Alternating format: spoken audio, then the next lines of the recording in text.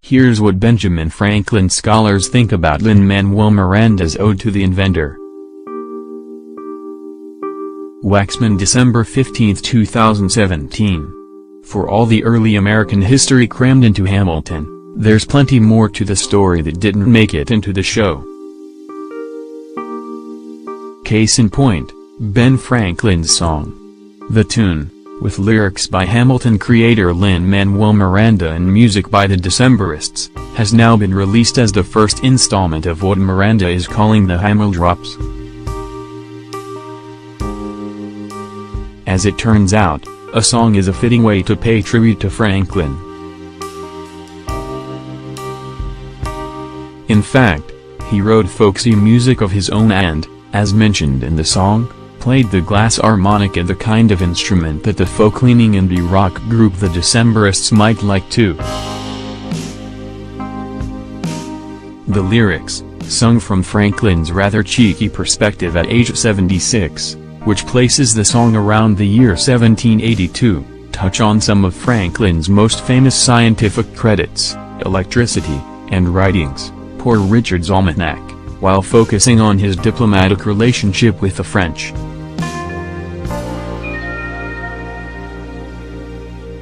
Franklin spent much of the late 1770s and early 1780s in France, working to secure foreign support for the American revolutionaries. Franklin scholars say that the lyrics to Ben Franklin's song, while they riff on true tidbits about his life, do take some creative liberties with how it all went down. The historical outlines of the lyrics are sound, says historian H. W. Brands, author of the Pulitzer Prize finalist The First American, The Life and Times of Benjamin Franklin. He went to France to get money for guns and other supplies in the Revolution. References to some lightning, a kite, and a fat brass key do correspond with an experiment Franklin did, though he gets more credit, in the song and in general, than he should for what the experiment uncovered. As the Franklin Institute has noted, Benjamin Franklin did not discover electricity during this experiment or at all, for that matter. Electrical forces had been recognized for more than 1,000 years, and scientists had worked extensively with static electricity.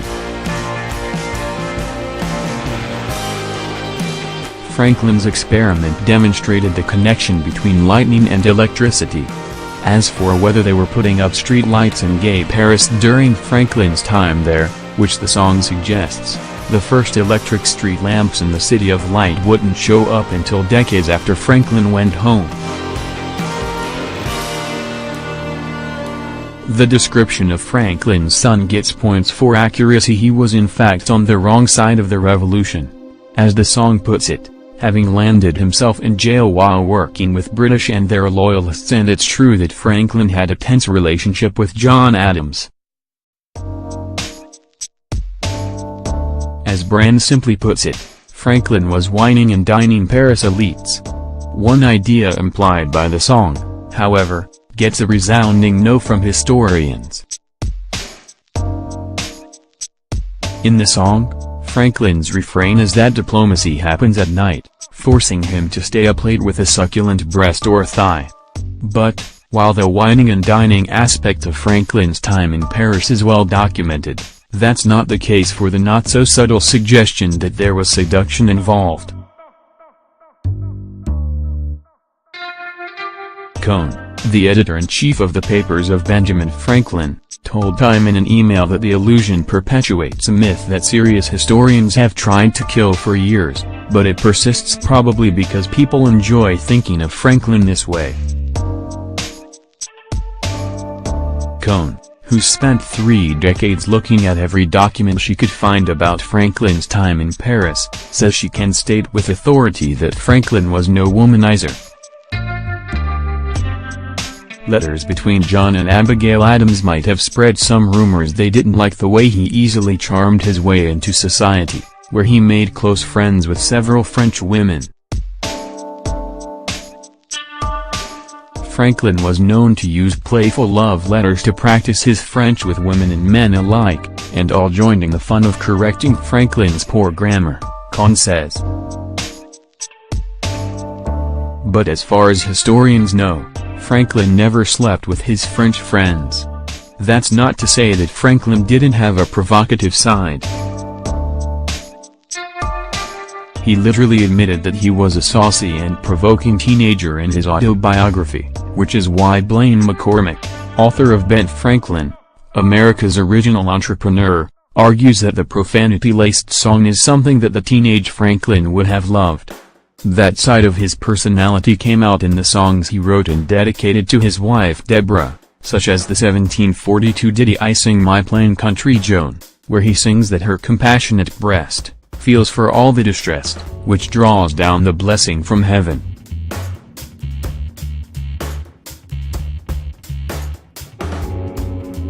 As to whether Franklin boasted of his achievements as openly as he boasted about his wife's beauty, Kahn says while he certainly must have felt like the smartest guy in the room, he tried to be modest.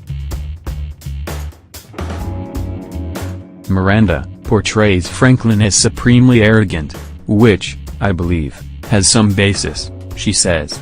Franklin was a master at conciliation, and learned early on to hide his own sense of self-worth.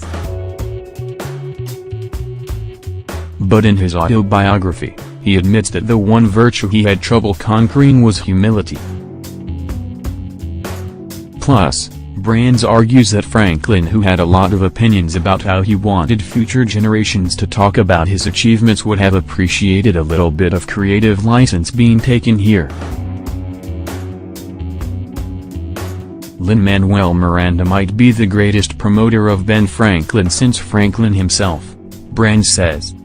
The most titillating stories about Franklin were his own creations.